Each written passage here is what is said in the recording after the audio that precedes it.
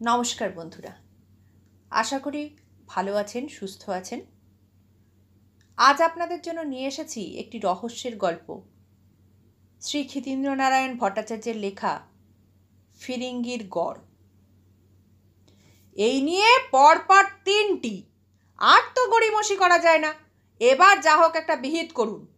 নন্দলাল বাবু সক্ষোভে কথাটা উচ্চারণ করলেন, সঙ্গে সঙ্গে হাতের লাঠিটাও একবার মাটিতে ঠুকে নিলেন। বিকেলের পড়ন্ত রোদে থানার দারোগার ঘরে বসে কথা হচ্ছিল। নন্দলাল বাবু এখানকার সম্মানিত লোক, বয়সেও প্রবীণ, তাঁর কথা এক ফুঁয়ে উড়িয়ে দেওয়া যায় না। দারোগা বাবু আমতা আমতা করে বললেন, তা তো বুঝি স্যার, কিন্তু মফস্বল শহর, থানায় লোক বলো তেমন একটা কিছু নেই। তবু চেষ্টা তো করছি প্রাণপণে, কিন্তু ব্যাপারটা বড়ই রহস্যময় মনে হচ্ছে। এখানে এরকম ব্যাপার যে ঘটতে পারে তা কল্পনা করাও যায় না। বাস্তবিক মফস্বল শহরের পক্ষে এ এক অভাবনীয় ঘটনা বলতে হবে। গত 1 সপ্তাহের মধ্যে 3টি ছেলে যেন ভোজবাজির মতো কোথায় হারিয়ে গেল। প্রথমে দত্তপাড়ার শ্যামমিত্তিরের ছেলে টোকন, তারপর চাঁদরের অফিসার সোম সাহেবের ছেলে সুব্রত, আর তারপর গতকাল ধনী ব্যবসায়ী রামখিলন ফিটকিরিওয়ালার ছোট ছেলে মিস্ত্রিলাল। নেহাতি কচি ছেলেটা, বাড়ি থেকে বড় একটা বেরোয় না, বেরোলেও সঙ্গে লোক থাকে। সেই লোকের চোখে ধোঁকা দিয়ে বেমালুম যেন হাওয়ায় মিলিয়ে গেল ছেলেটা। ফিটকিরিওয়ালা শোকে ভেঙে পড়েছে একদম। কাল রাত্রেই দারোগাবাবুকে এসে বলে গেছে যেমন করে হোক ছেলে খুঁজে দিতে হবে, যত টাকা লাগে লাগুক, 500, 1000, 5000 উসসে ভি জিয়াদা, কিন্তু ছেলে তার ফেরত চাই। শহরের সর্বত্র এই এক আলোচনা। পথে ঘাটে, হাটে বাজারে, চায়ের দোকানে, স্কুল কলেজে, এমনকি অফিস আদালতেও এই এক কথা। শহরে কি সত্যি ছেলে ধরার দল এলো? যদি এসেই থাকে, গেল কোথায়? কোথায় লুকিয়ে আছে তারা? বালক সংঘের বৈকালিক আসর বসেছে। বাৎসরিক পরীক্ষা সবে শেষ হয়েছে।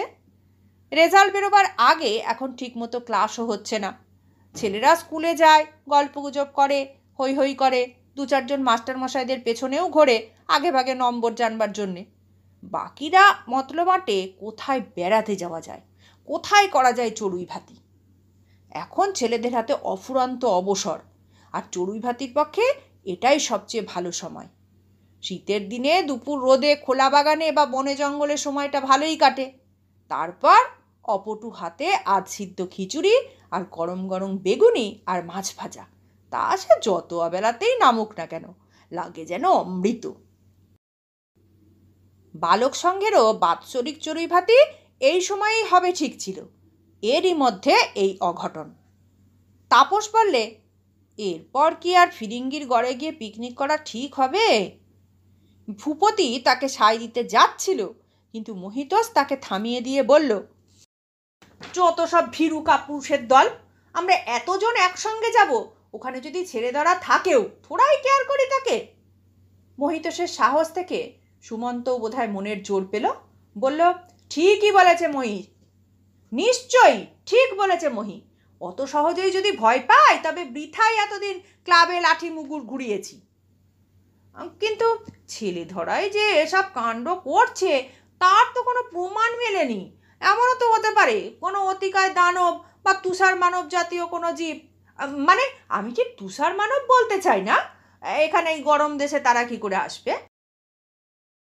কিন্তু ধর ওই রকম কোনো রহস্যময় জীব, যেমন গরিলা টরিলার স্বগোত্রীয় কিছু। আমতা আমতা করে বললে টুকাই।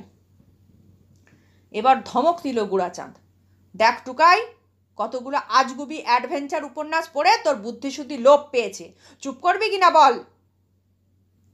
শেষ পর্যন্ত ভোটে ঠিক হলো আসছে রবিবারই পিকনিক হবে, এবং ফিরিঙ্গির গড়ের পাশেই হবে। একটু বেলাবেলি ফিরে এলেই চলবে। শহরের মাইল 3-4 দূর দিয়ে একটা বড় নদী বয়ে চলেছে। গঙ্গারই একটা শাখা বলা চলে। স্থানীয় লোকেরা বলে চাঁপাই। প্রায় 100-250 বছর আগে এখানে ফিরিঙ্গি পর্তুগিজ জলদস্যুদের খুব দাপট ছিল। এমনকি চাঁপাই নদীর ওপর তারা একটা ছোটোখাটো কেল্লার মতো বানিয়ে নিয়েছিল। তারা অবশ্য বলতো কেল্লা নয়, কুঠি, কিন্তু স্থানীয় লোকেরা তার নাম দিয়েছিল ফিরিঙ্গির গড়। কেল্লার মতোই তার চারিদিকে গভীর খাদ বা পরিখা কাটা।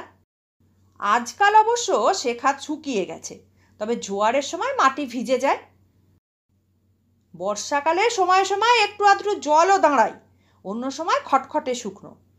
যাই হোক, সেই পর্তুগিজরা বহুদিন কেল্লা ছেড়ে চলে গেছে। এখন সেই পরিত্যক্ত ভাঙা কেল্লা এখানে সেখানে ধসে পড়ছে। লোকজন কেউই থাকে না, থাকবার সাহসও নেই কারো, কারণ এ অঞ্চলে পোড়ো বাড়ির মতোই এই পোড়ো কেল্লা ভুতুড়ে বাড়ি বলে পরিচিত। একসময় বহু খুন জখম, বহু অত্যাচার ঘটেছে এখানে। সন্ধ্যার পর কেউ আর তাই এদিকটায় আসতে চায় না। নদীর ওপর দিয়ে নৌকা করে যেতে যেতেও নাকি মাঝে মাঝে চাপা কান্নার আওয়াজ শোনা যায় কেল্লা থেকে। কিন্তু তা সত্ত্বেও স্থানটি বড় রমণীয়। বড় বড় শাল আর পলাশ গাছের ছড়াছড়ি এদিকটায়। আশেপাশে দু চারটে ছোটোখাটো ঝিলও রয়েছে, শাপলা আর পদ্ম ফুলে ভরা সেগুলি। স্থানীয় বালক সংঘের ছেলেরা যে এ জায়গাটিকে তাদের চড়ুই ভাতির উপযুক্ত স্থান বলে নির্বাচিত করবে, এতে অবাক হবার কিছু নেই। দেখতে দেখতে রবিবার এসে গেল। ছেলেরা দল বেঁধে জমায়েত হলো চড়ুই ভাতির জন্য। সকাল থেকে হই হই রই রই কাণ্ড। খাওয়া দাওয়ার পর একজন প্রস্তাব করলো, চল না, এসেছি যখন তখন আরেকটু কাছ থেকে গড়টা দেখে আসি। দু একজন কিন্তু একটু কিন্তু কিন্তু করলেও বেশিরভাগই রাজি হলো। ছেলেরা এগিয়ে গেল কেল্লার কাছে। কিন্তু এ কি, খাদটা তো শুকনো নেই, কানায় কানায় ভর্তি হয়ে আছে জলে। শীতকালে নদীর জল তো এদিকে আসবার কথা নয়। তবে গোড়াচাঁদ আসবার সময় তার পোষা কুকুর ভোলাকেও সঙ্গে নিয়ে এসেছিল। এতক্ষণ ভোলা ছেলেদের সঙ্গে লাফিয়ে লাফিয়ে খেলা করছিল। জল দেখে সে এগিয়ে গেল খাদের ধারে। বোধহয় তেষ্টা পেয়েছিল, লম্বা জিভটা বার করে সবে জলে ছুঁইয়েছে, অমনি কাঁপতে কাঁপতে সে ঠিকরে গিয়ে পড়ল পাশের ঘাসের উপর এবং পড়েই অসাড় হয়ে গেল। ব্যাপারটা এমন আচমকা ঘটল যে ছেলেরা হতবুদ্ধি হয়ে গেল। কি যে ঘটলো, কি যে করতে হবে, কিছুই যেন বুঝতে পারল না। ভোলা অবশ্য একটু পরেই গা ঝাড়া দিয়ে উঠে দাঁড়ালো। তারপর দিক বিদিক জ্ঞান শূন্য হয়ে ছুট লাগালো শহরের দিকে। ছেলেরাও একটা অজানা আতঙ্কের আভাস পেয়ে তার পিছু নিল। ঠিক এর পরদিনই শোনা গেল মহিতোষকেও খুঁজে পাওয়া যাচ্ছে না। মহিতোষ শুধু পালক সঙ্গের একজন উৎসাহী সভ্য নয়, গোড়ার প্রাণের বন্ধু। তাই আঘাতটা লাগলো তারই সবচেয়ে বেশি। বালক সঙ্গের সভ্যদের মধ্যে এই গোড়া আর তার বন্ধু কালাচাঁদই সবচেয়ে সাহসী। তারা ঠিক করলো যেভাবেই হোক বন্ধুকে খুঁজে বার করবেই। ঘটনার সঙ্গে ফিরিঙ্গির গড়ের কিছু যোগাযোগ আছে এমন একটা সন্দেহ অনেকের মনেই দানা বেঁধেছিল। কিন্তু ওই ভুতুড়ে বাড়িতে গিয়ে পরীক্ষা করা সহজ কথা নয়। ব্যাপারটা যদি সত্যি ভৌতিক কাণ্ড হয়, তবে দিনের বেলা তার কোনো হদিশ পাওয়া সম্ভব হবে কি?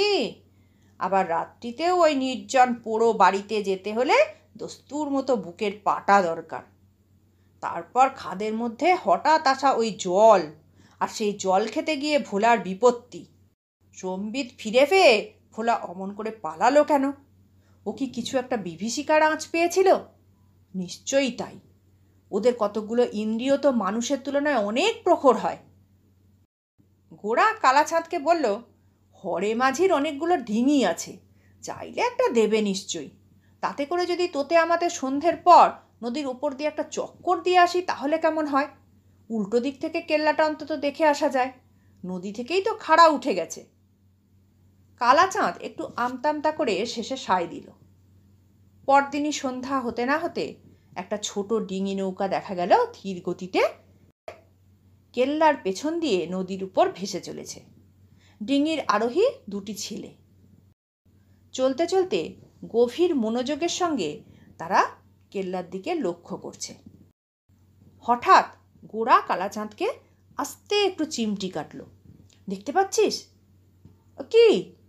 আরে ওই যে কোণটার দিকে বুরুজটার পাশে ঘুরঘুলি দিয়ে একটা মিটমিটে আলো দেখা যাচ্ছে না? আরে তাই তো, এই পুরো বাড়িতে আলো আসছে কোত্থেকে? মুখে প্রশ্ন করলো বটে, কিন্তু কালাচাঁদের সারা গায়ে তখন কাঁটা দিয়ে উঠেছে। শুধু আলো নয়, একটা কান্নার মতো আওয়াজও আসছে যেন। না ভাই, আমার বড় ভয় করছে, আজকের মতো ফিরে যাই, চল। সকালে উঠেই গোড়া কালাচাঁদকে নিয়ে থানায় হাজির হলো। খাদের জলের কথা, ভোলার আতঙ্কের কথা এবং কালকের রাতের অভিজ্ঞতার কথা সবই বলল দারোগাকে। দারোগাবাবু হেসে বললেন, মনে ভয় থাকলে ওরকম অনেক কিছুই দেখাশোনা যায়।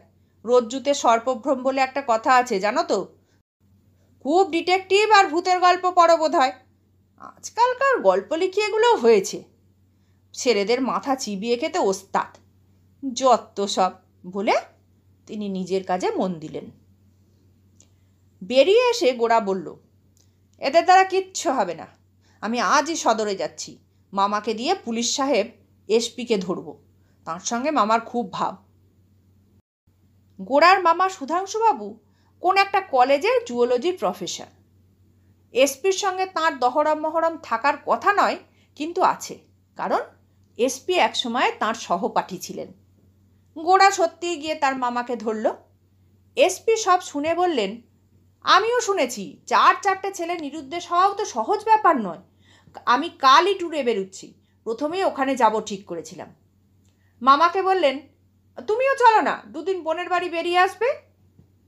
এসপির নির্দেশে আবার ফিরিঙ্গিরগড়ের পাশে এসে জড়ো হলো একদল লোক। সবাই তারা পুলিশের লোক। গোড়া এবং কালাচাঁদও তাদের সঙ্গ নিল। সত্যি কেল্লার পরিখা কানায় কানায় জলে ভর্তি, কিন্তু ওই পর্যন্ত। আর কিছু চোখে পড়ে না। হেড কনস্টেবল চুকন্দার সিং খুব সাহসী। কে তো আর জল হবে দেখি, বলে সে জুতো খুলে এগিয়ে গিয়ে জলে পা ডোবালো। হাঁটু পর্যন্ত ডুবিয়ে বীরের মতো দাঁড়িয়ে রইল কতক্ষণ। তার গালপাট্টা দাড়ির ভাঁজে ভাঁজে মুচকি হাসি। হঠাৎ কিছুর মধ্যে কিছু না হুমড়ি খেয়ে পড়ে গেল সে। শরীরটা বার দুই কেঁপে উঠল, তারপর স্থির হয়ে গেল। এই অভাবিত ব্যাপারে সকলেরই মুখ সাদা হয়ে গেল। দারোগাবাবু ভয়ে থরথর করে কাঁপতে লাগলেন।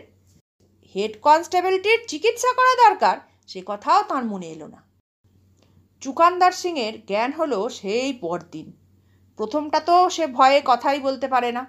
তারপর একটু সুস্থ হয়ে জানালো, অবাক কাণ্ড, নদীর জল যে এত লোনা হয় তা তার জানা ছিল না। আচমকা বিদ্যুতের শক লাগলে যেমন হয় তেমনই একটা ধাক্কা খেয়েছিল সে। তারপর আর কিছু মনে নেই।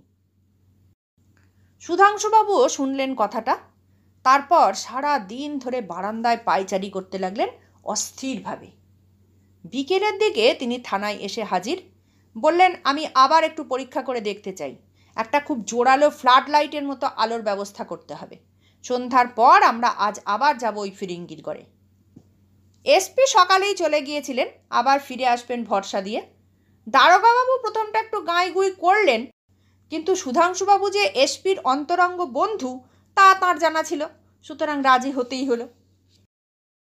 সন্ধ্যা হতে না হতেই আলো, বন্দুক এবং দলবল সহ সবাই রওনা হলেন গড়ের দিকে।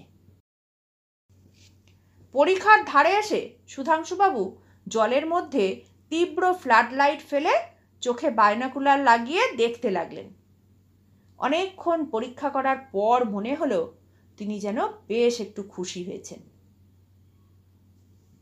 দেখতো, খাদের ওপারে কেল্লার ভেতরে যাবার কোনো শুকনো পথ আছে নাকি? সবাই খোঁজাখুঁজি করতে লাগলো। হঠাৎ গোড়া চিৎকার করে উঠল, এখানে একটা খুব চওড়া পাইপের মুখ দেখতে পাচ্ছি, মস্ত বড় পাইপ, ভেতরের হাঁটা প্রায় 5-6 ফুট হবে, মনে হচ্ছে জলের তলা দিয়ে চলে গেছে। সত্যিই তাই।